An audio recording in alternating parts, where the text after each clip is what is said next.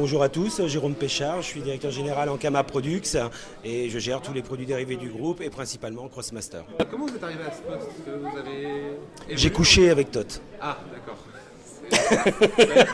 Elle était bien celle-là.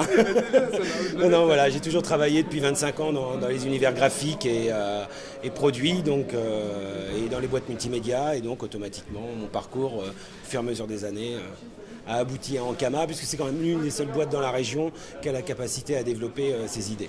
Il y a beaucoup de voyages liés quand même à Crossmaster, le fait d'aller vérifier les figurines à l'étranger au niveau de la production et tout, est-ce que c'est pas trop fatigant, trop dur au quotidien? Comme on dirait au Vietnam, Troy Hoi.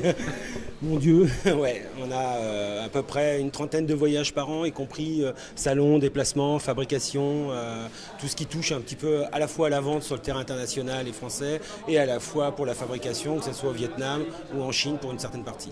Est-ce que vous attendez au succès du jeu? Parce que les blind box ont été en rupture plusieurs fois, les boîtes des starters aussi. Bien sûr, oui. Vous attendiez peut-être pas à ce que ce soit autant d'engouement dessus? Autant d'engouement, je ne sais pas, seulement on savait qu'on avait un jeu qu'on avait rééquilibré l'année dernière pour essayer de le rendre le plus accessible possible à tous. Je pense que le travail qui a été rééquilibré entre Tot, Murat, Nicolas dans l'équipe a fait que le jeu est devenu beaucoup plus accessible aux autres. Voilà.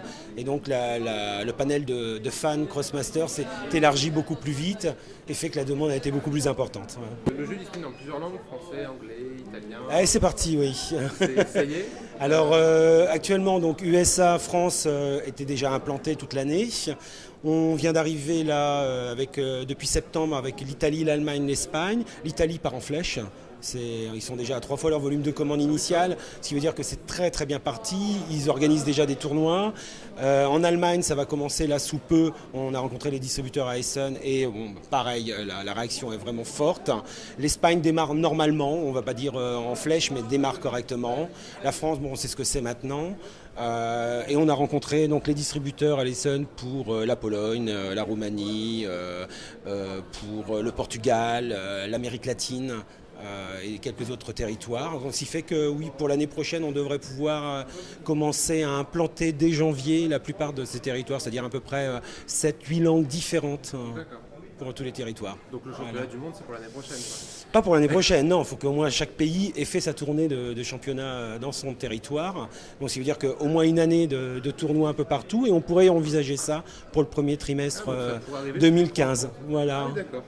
C'est envisageable. Après, il y a encore beaucoup de travail à faire. Si tous les distributeurs et les arbitres qui se sont créés au fur et à mesure des tournois dans chaque pays jouent le jeu et tiennent le programme, dans ces cas-là, oui, on pourrait l'imaginer au premier trimestre 2015. D'accord. Pas mal, ça. Oui, journée pour nous. Le taf va être malade. Qu'est-ce que vous pensez de ce premier championnat de France? Comment ça se passe pour l'instant? Alors, ce premier CDF est vraiment un succès. Déjà,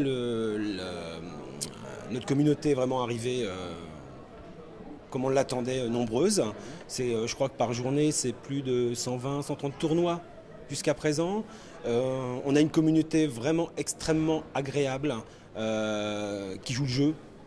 On n'a pas un esprit de super compétition, mais juste des gens qui veulent jouer, trouver des moments fun entre eux, participer à une aventure dans un jeu qui les éclate tous. Donc on a une très belle communauté qui se construit, donc on va avoir un cœur de fans qui va être vraiment intéressant pour communiquer avec les autres, pour pouvoir recruter de nouveaux joueurs, et c'est vraiment ça que nous voulons. Voilà. L'esprit est là aujourd'hui, ouais. Bah, ça se sent dans la salle de toute façon. Il n'y a pas eu trop d'intervention d'arbitre du coup. Non, juste une rigueur nécessaire à l'organisation. C'est quand même la première année Crossmaster en organisation tournoi, donc c'est pas évident pour tout le monde. Il y a plein de petites erreurs, il y a des bonnes choses à prendre et à garder pour l'année prochaine. Mais voilà, ouais. C'est vrai que c'est une habitude quand même d'Ankama, c'est de pas mal écouter ses joueurs, ses clients. Et sur Crossmaster, entre les forums, tu fais de l'humour. C'est pas trop dur de nous écouter, on n'est pas trop chiant finalement.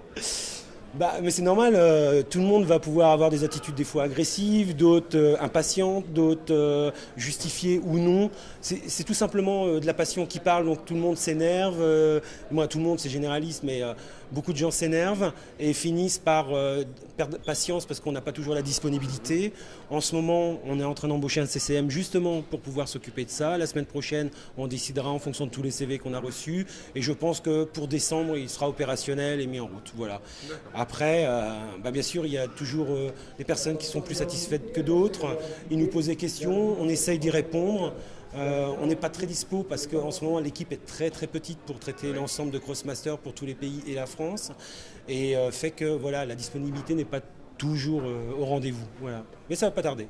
Une question qui était pour Moumou à la base, vous allez peut-être pouvoir y répondre. Ah ah. En gros, il y aurait combien de figurines dans les tuyaux actuellement?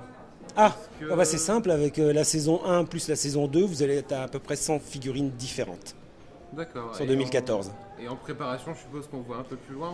En préparation, sans trop spoiler, parce que tout le monde le sait que sur Facebook je spoil trop. Mais en gros, la saison 3 va être une grosse variante de la saison 2 et 1. Il va y avoir plus de monstres par exemple, ça on peut vous le dire. D'accord. Mais comment ça va être équilibré, comment ça va se traiter, c'est encore trop tôt. Oui, Voilà. c'est normal. Mais vous en avez déjà vu quelques-uns, comme le roi des cheffeurs en vitrine, des choses comme ça, donc il n'y a pas de mal à imaginer qu'elles vont pas tarder à arriver non plus. Voilà. Pour terminer, parce que d'habitude je pose aux gens quelle figurine ils aimeraient voir, mais comme vous savez ce qui va arriver, jusque-là c'est quoi votre figurine préférée? Ah, j'aime bien Kilby, j'aime bien la Pandalette, elle est vraiment trop mignon. Qu'est-ce que j'aime encore? J'aime le roi des cheffeurs.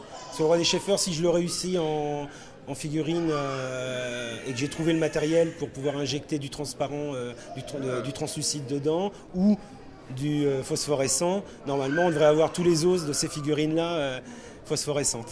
Ah, ça Donc peut je être pense sympa. que celle-là, après, je vais vraiment Ça peut kiffer. être cool.